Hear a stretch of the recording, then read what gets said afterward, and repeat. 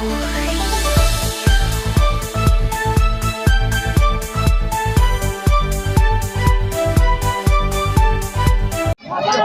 বিরুদ্ধে কোনো খারাপ কথা বলতে চাই না, তবুও ধলাসে যখন আসছি, এই ধলাস গ্রামে একটি বেঈমান,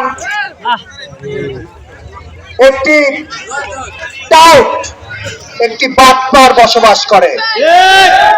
আমরা সবাই জানি সে কে। আমি আপনাদেরকে বলতে চাই,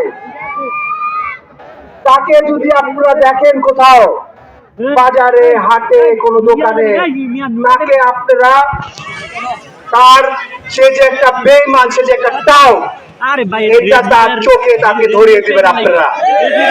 মঞ্জুর হাসান মুন্সির দলে, বাংলাদেশ জাতীয়তাবাদী দলে কোন বেঈমান, টাউট, চাঁদাবাজ, বাটপারদের কোনো জায়গা নাই ইনশাআল্লাহ।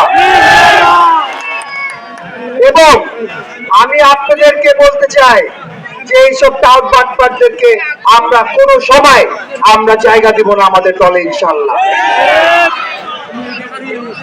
পরিশেষে আপনাদের কাছে যেটা আমি বলবো,